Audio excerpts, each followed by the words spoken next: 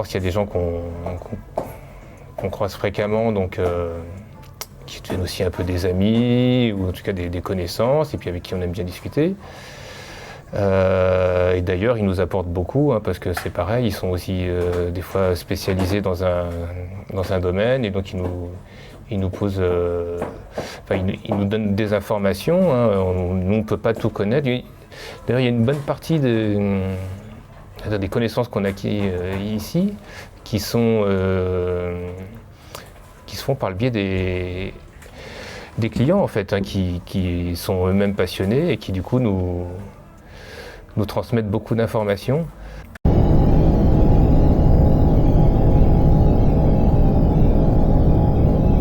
Il y a des gens qui ont besoin de parler.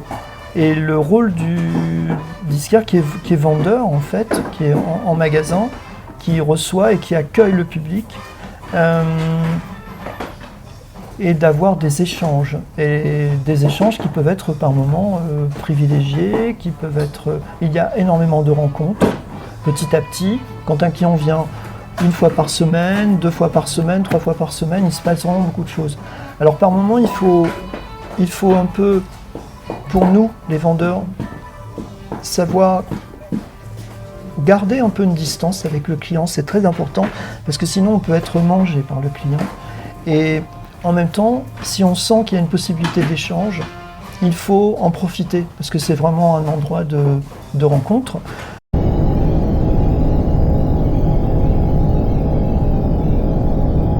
Les clients sont très très chouettes et on finit même carrément par nouer des liens avec une bonne partie des clients. Parce qu'on soit on aime les mêmes choses, soit on s'entend bien, tout ça. Donc moi j'ai une petite base de réguliers en classique et je les connais bien, je les tutoie. C'est chouette.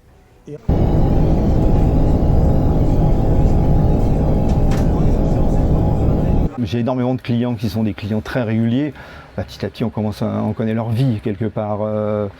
Donc parfois même, moi j'ai déconseillé des disques à des clients pour dire non, si tu écoutes ça en ce moment, c'est pas le moment. Parce que c'est très sombre, c'est très dark, c'est très... Voilà, voilà, ça m'est arrivé de dire voilà, ça c'est pas le moment, vous n'êtes pas prêt à écouter ça.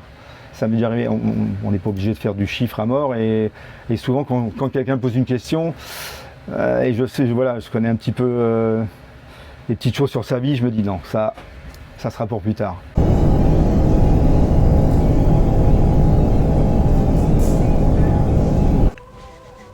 Ça va? Ça fait longtemps, hein? Oui!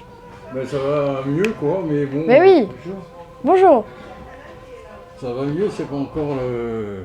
Ouais, c'est pas encore la grande top. forme là. Enfin ça va. Bah ça y est, vous tenez debout! Comment? Vous tenez debout, ça y est! Oui, on s'inquiète quand on ne les voit plus. Après le Covid, c'est vrai que certains clients ont mis un bon bout de temps à revenir, à reprendre l'habitude des transports, de revenir nous voir chez Gibert. Mais on s'interroge, c'est vrai qu'entre nous, on se dit est-ce que tu as vu Monsieur Chocolat? Parce que souvent, on ne connaît pas leur nom de famille, donc il y a des petits surnoms comme ça. Et bon, il y a beaucoup, oui, d'affection, et c'est des gens qu'on côtoie depuis 30 ans pour la plupart. Donc c'est comme on va dire un lieu de vie, c'est vraiment un lieu de vie chez Gibert.